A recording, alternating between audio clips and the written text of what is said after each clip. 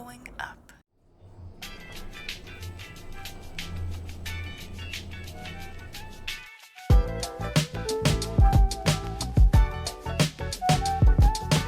Elevator Systems. Bowen Family Systems Theory in brief for a life of learning. Welcome to Elevator Systems, the podcast that looks at ideas and concepts from Bowen Family Systems Theory in brief and understandable ways.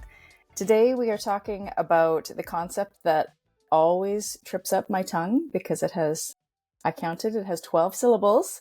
We're talking about multi-generational transmission process. And Katie White is here as always. Thanks for sticking with us, Katie. Thank you. Happy to be here.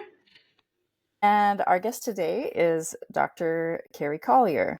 Carrie is a researcher, lecturer, and family therapist who specializes in Bowen theory. She earned her PhD in counselor education and has over 25 years of study and practice as a licensed professional counselor. She's on the faculty of the Bowen Center, where she serves on the board of directors, and she was also director for 2 years. She published and validated a family unit functioning questionnaire used by therapists and researchers to gather information about families. And her most recent research on the language of nature in Murray Bowen's archival papers can be found in the Australian and New Zealand Journal of Family Therapy. Carrie lives in Northern Virginia with her husband and her son. So thank you so much for being here, Carrie. Thank you for having me. Yeah, do you want to begin with your elevator pitch on multi-generational transmission process? Yes, I just wanted you to have to say it since it's a mouthful. Thank you so much for inviting me to talk about this because I think this is just such a wonderful element to Bowen theory. Bowen came up with this term to describe quite a complex pattern that means that parents will pass down sort of this fixed amount of maturity or immaturity to their offspring. And it can go in different levels, in varying levels down to different offspring. And this maturity or immaturity gets passed down, of course, from their own parents. So that's where you get that name multi-generational. And it goes up and up and up the line. And I think the most important thing to know is that there is a fixed amount. So one family system could be at a 50, let's say, on this scale of his maturity. And then they can pass it down to a member all the way down to a 40, or it can go up even higher to a 60. So I'll stop there. That's what I'll say thus far. Yeah. Great. Katie, go Thanks. ahead. I think I'm going to say, not surprisingly, some similar things. You know, I do think this is a tricky one to name shortly, briefly. So I said it addresses how the family system shapes or influences individuals and their response to challenges throughout generations.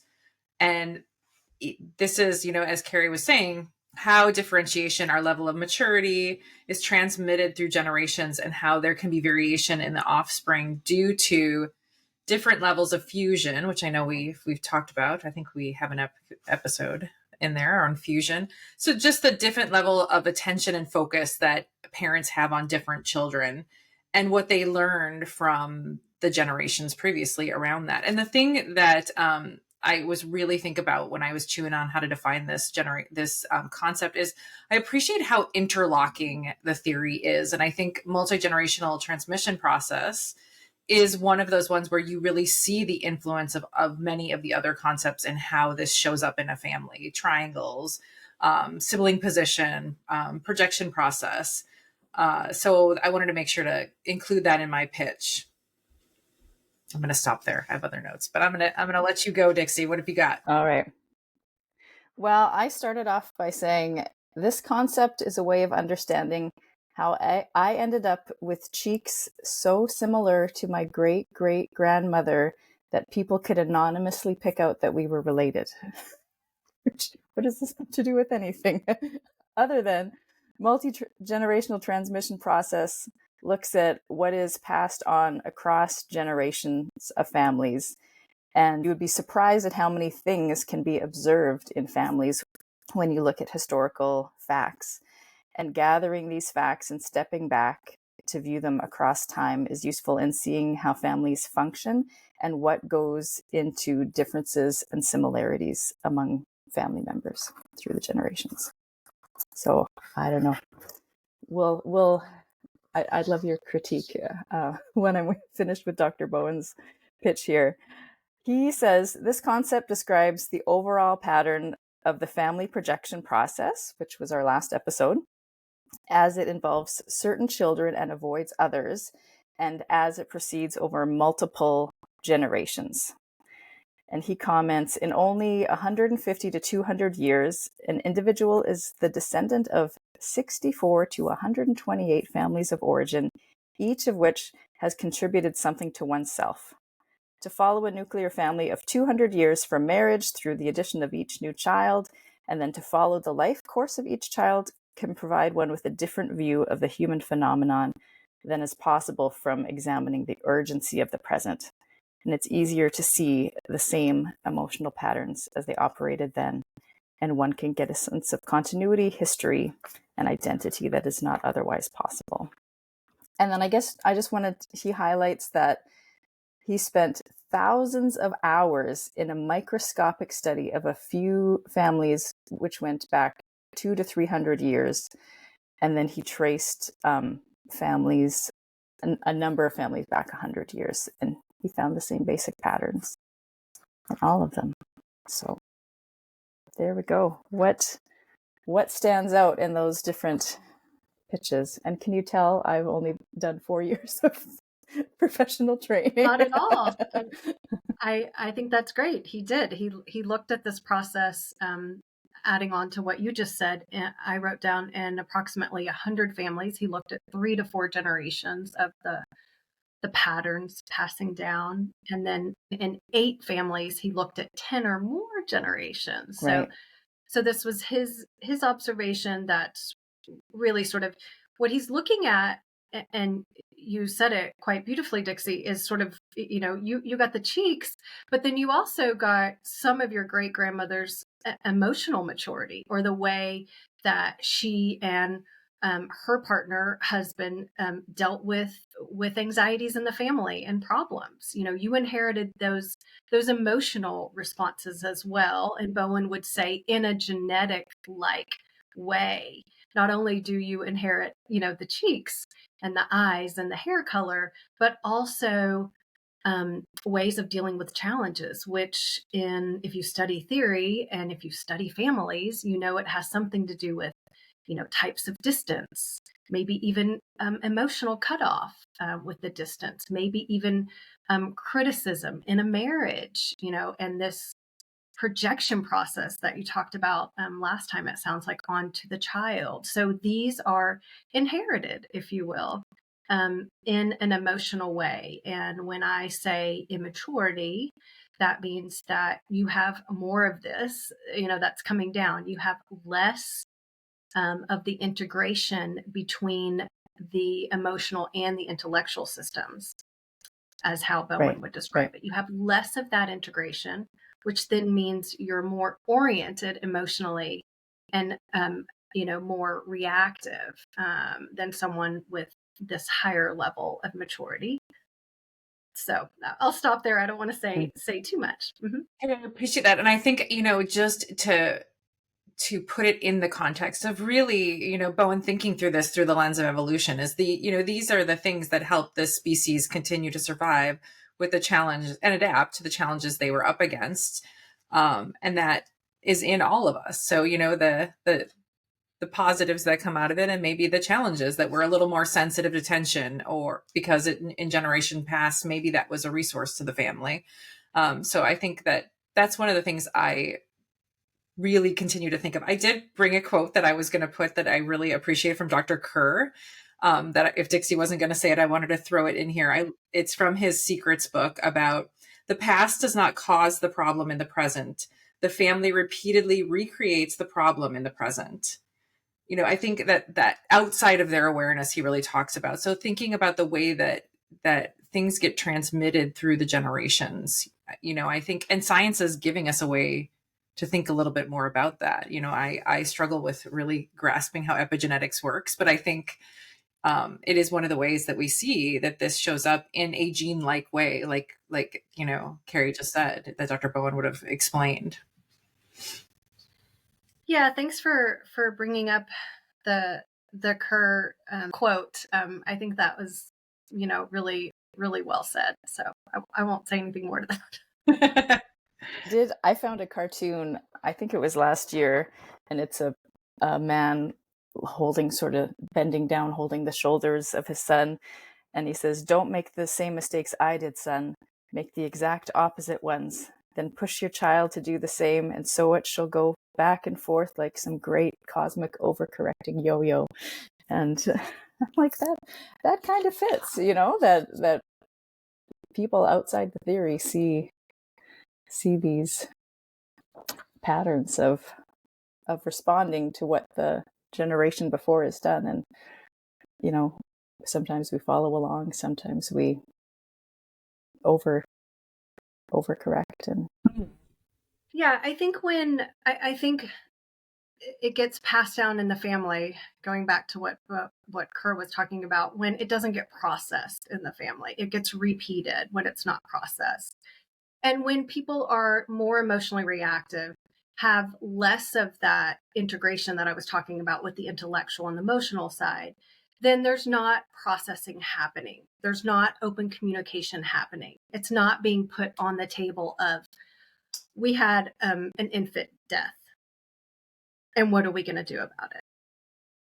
And so then you have this next family system that maybe has a symptom in a child, and there's no family history there. There's no wisdom in the emotional system to be able to say, this is what, we do with this child with a symptom, And so you can make it, you can create it if you can maybe work with a coach, or maybe you're born into this life and in this family with a little higher level of integration. So then you can say, this is a symptom. Yes, I will react. I am a parent. I'm going to want to help my child, but when is too much? Or when am I avoiding it?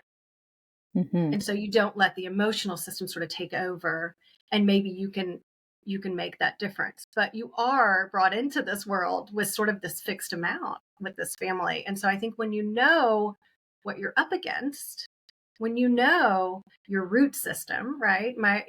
I know that my root system is, when my mother was growing up, there was an infant death. And so this is sitting there. And I know that level of maturity that was going on in that family, that this did not get processed. So that anxiety is now getting down into my system. And what am I going to do about it? And Carrie, I think that's so lovely that really, again, talking about the way these concepts are interlocking. I've got another quote. Victoria Harrison said this so much better than I could, so I'm gonna borrow her words. And she said, "Differentiation of self evolves for the human as an additional resource for adaptation." And I think that quote describes just what Carrie was talking about. When the events, when understanding the process or the patterns is talked about and is thought through, it just provides the individual with different options to think about it. That's how I think about the resource of theory and working on differentiation. Yes, because when things aren't talked about, then that, I believe, and Bowen thought, increase the level of anxiety. If you're not communicating openly, then no one is aware of what's going on, but there certainly isn't angst in you. People Right. feel it, and the feelings get shared. The anxiety gets shared, whether you know what it is or not. So if you can sort of identify it and get to know what's there, then you can potentially make a change in your family system. Well, I've thought about in my research the past few years on the autonomic nervous system, of how we light up when others experience fear and tension. And I think I've noticed in my family that there's sort of certain areas where we get lit up, and it's different than the areas that my husband's family gets lit up. But thinking about that is very helpful, in some circumstances. And also, how do I think through for myself? I'm having this, fear response, and what is going on versus what is just my automatic response. I can't remember if I did it in a previous episode, but our family, we live near a national park, and we went on a walk, and the other hikers said there was a bear, and I've never seen my parents walk faster and turn around. And it took me many years to be able to walk through the forest, and we kind of live in bear country here, without being like, oh my goodness, there could be a bear around any corner. But my husband grew up camping and tree planting, and it's not on his radar. And so, yeah, evaluating it, the moment for myself. Yeah. Other examples that you've thought about? Well, I think the usefulness of sort of understanding this multi-generational transmission process is also useful when I talk with people about parenting challenges. I work quite a bit with parents who are now parents of adult children, and they're sort of seeing the lifetime of this child's functioning, and they're wondering, or they're concerned about what they're going to do with this now adult child who maybe had challenges getting through college and finally made it through, but now they're back home. And so I think when parents, and this is just one example, when parents can get clear on the history of the family and the functioning and this transmission process and the patterns that can hand it down, then they can better evaluate, what their offspring is up against, what the reality is of the situation, and then how to move forward with it. Are you over helping? Are you under helping? Where is that sort of, in between, and how do you find that? And I think it is useful to study the family, so that, parents will often say, oh, I didn't even think about how, some of the other people in my family lifted off. There were challenges in this. And now it's coming out in my child, but I think that takes a real practice and a real study, like the bears, you're not used to the bears. And maybe the families aren't used to hearing about this lifting off, because maybe the parents didn't have trouble lifting off. But then now that they think about it, the aunt or the uncle here, or there's a homeless uncle somewhere, or there's an aunt who struggled with addiction. Then the bears start to come out, right? And you start getting used to the bears that are in the family, and you don't get freaked out, and you're not running, and you're really just looking at, this is the reality. This is what our family was handed with. This is what our family has dealt with. We don't need to recreate it now, because maybe, it's not necessary. Maybe we are overreacting. Maybe we are overhelping. Maybe this offspring of mine is just going to have more of a challenging time than lifting off than I did. And so what am I going to do about it? So I think it's really about getting to the reality. Get into the reality of your family. Really, where is your family functioning? Is it able to tolerate the bears? Is it running? And really thinking about what are people up against, and how are people dealing with these challenges, and what can you expect, so that you can be more responsible for what you're bringing to the table, and where your immaturities lie. Go ahead. Carrie, I was going to say, I'm going to take your really thoughtful example, and I worked really hard to think of a movie that really kind of captured some of this, because I think it's really hard to show in a movie. And it's January, so I'm just over the holidays, and I thought of National Lampoon's Christmas Vacation as an example of a family who is multiple generations coming together during a time for which is many families, which is a stressor. Holidays are a stressor.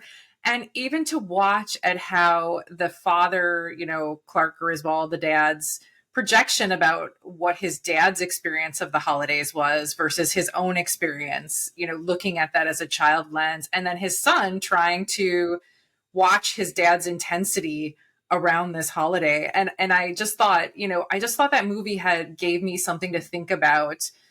And you said it so nicely, how a little bit of openness. There's a scene in it where, the dad, Clark, has just had a meltdown. I don't know a better word. He goes, and there's this moment where he's sitting with his dad, and he, has this discussion about Christmases of the past and how did you make it through, and this is hard. And I just thought that was a great example of what Carrie was kind of talking about, is a little more openness. Like, even though the dad says, I used Jack Daniels, so I was drinking as my coping mechanism to manage myself, which I'm not suggesting that, just for the record, but just it allowed just a little more factual information that went into that system. And it's a movie, it ends, but to be curious, how does the dad having some more information about his father impact the next generation and the next Christmas to come? Will there be a little less intensity? I mean, it's a movie that they're trying to create some humor around, so maybe not, but that was just a movie that I thought does track kind of a multi-generational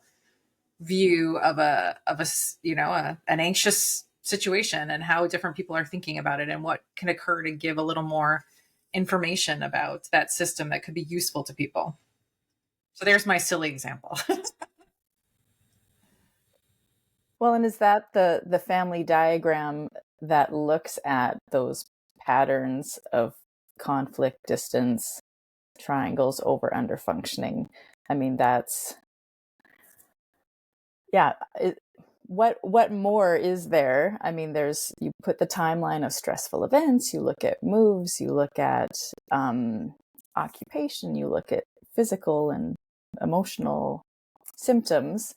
I mean, there's lots of facts that people can gather about their families, but I think thinking about those relationship ones is something very unique to the theory. Absolutely. I mean, Dr. Bowen called them nodal events. But I always look at on the family diagram when I meet with people, special dates, the times of births and marriages, and then was there a death that year? There's so often where there will be a grandchild born, the same year or very soon after a grandparent has died. And then you'll find out the grandchild was named after this grandparent, or even maybe the grandchild was born on a birthday of this grandparent. So just all these sort of nuances of intensity, emotional intensity that can exist in a family system that people just really don't think about, they don't talk about, and they don't really process the impact of, events, nodal events happening, and then looking at how people handled this. What did people do? Did people talk about it? Did people show up? Did certain people get sick or symptoms, or did certain people overfunction, which would be doing too much, where people could have done for self, and how that impacted the family system, or even the individual who's overfunctioning. And I think the benefit of watching it multi-generationally is also just to get a little perspective. Did, one generation seem to do well, and then there was a dip, and then there was a recovery? And can you get curious about that trajectory and what happened? I just appreciate it, because I think it's another one of these ways to widen the lens for an individual, that when they're up against something, they just, or I can feel so caught in it, and to just widen the lens for myself and think about what were the resources that people in the past used to face a challenge.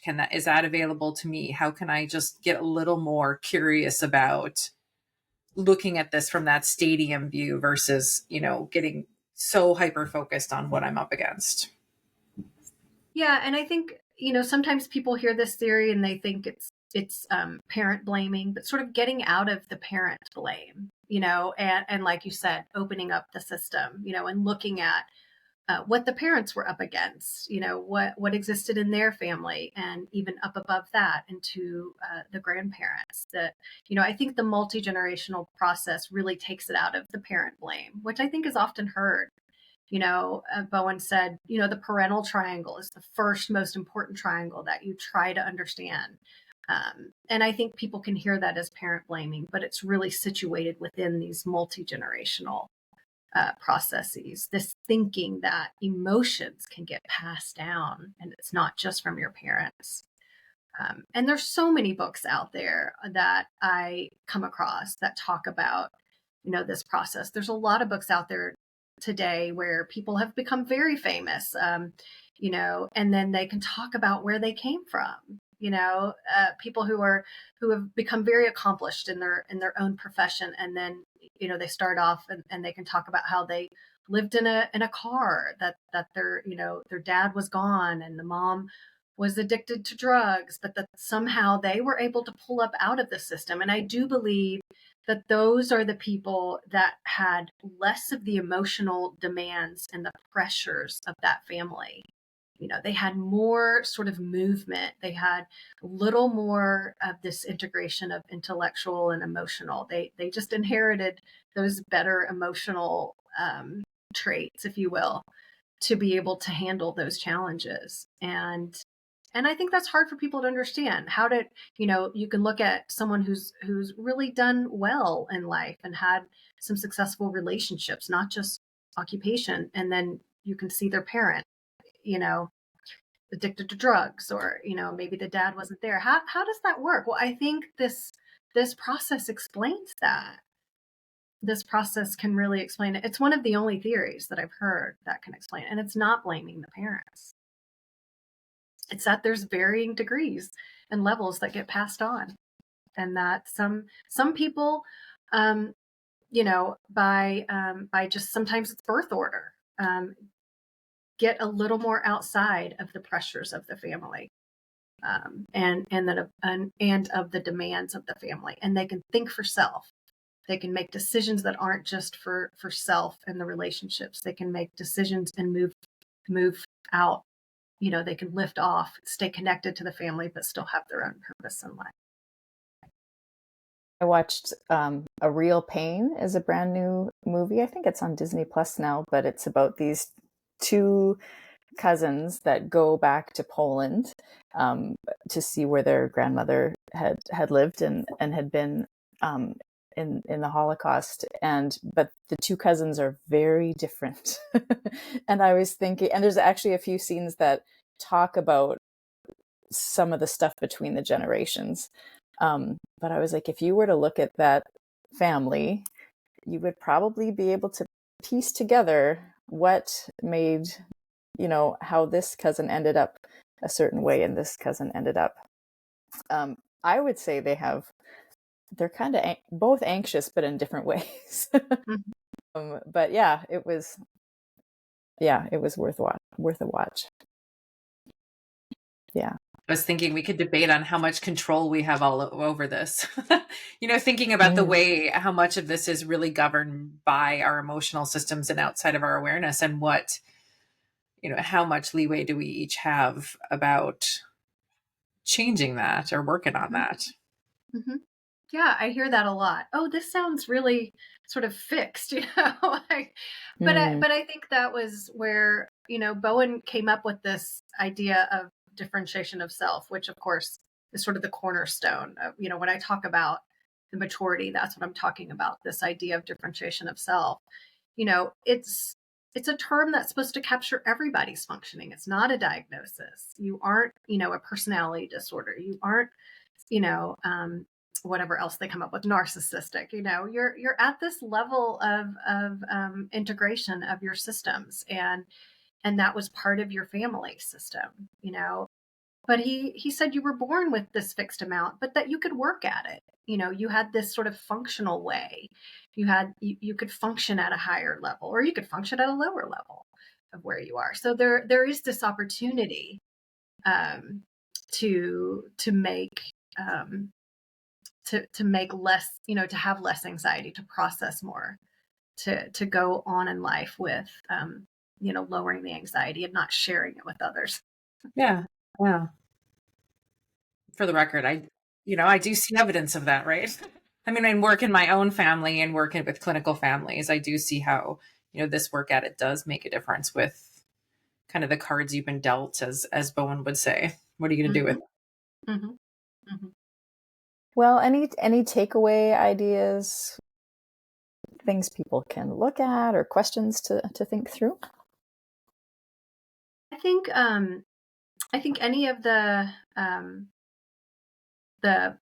resources on the Bowen Center website, any of the family matters, I think it's a great resource to look at sort of everyday life um, challenges that people have and how it's thought of from a systems perspective. I would also throw in my most recent article, which is free, on the use of language in Murray Bowen's letters of nature. And because I think nature, when I think about the multi-generational transmission process, I do think it is, in a science, in more of a science, less in psychology, more in science, more in, you know, everything, you look outside and you see a forest and everything is connected, there's a living system. So it has to, rely upon the root system and the water and the sun and the grandmother trees that are around the trees that are growing. So I just think everything is connected and looking at the understory of what's going on. And I think Bowen was really about that in his theory. I was going to mention nature as well, but since Carrie did a good job of kind of looking at that piece, I was thinking about the stories, like how getting interested in the stories that are told about your family and looking for, facts that you see in those stories, and not just, learning about the family. So I think one of the things I wanted to think about at the end of this was it's not just about, creating a family tree, but learning about that family and then thinking about how that family and what they've been up against and how they function relates to you in the here and now in your, current situation. That was my encouragement to people to kind of go out and do some research. Yeah, there was a great Family Matters episode, The Importance of Knowing Family History, that I was going to put up in the show notes. Kathleen Smith, to what you're speaking of, Katie, she recently did an article called The Inflexibility of the Family Story. And then we also did an episode on the family diagram in season 1. So I can link all of those. Yeah, just a few things for people to... And actually, there was a New York Times article, and it was called One Set of China, 5 Generations. And it looks at these dishes getting passed down and sort of what they meant. And now suddenly there's only sons and they don't want them. They're 20 years old or whatever. And it was just so interesting. Like, you could look at one little piece of the family and gather so many facts about how hard the great-great-grandmother worked to get these dishes. And yeah, anyways, it was a very interesting article. Yeah. Well, any other thoughts, questions, things we didn't cover? Good. Well, thank you so much for being with us today, Carrie. Thank you. And I want to thank those who have tuned in, and I hope this episode has gotten you curious about the history and facts of your own family, and that these ideas will be useful as you go out into your relationships. This podcast is produced by Living Systems, a nonprofit organization in Vancouver offering counseling and training programs in Bowen family systems theory across Canada.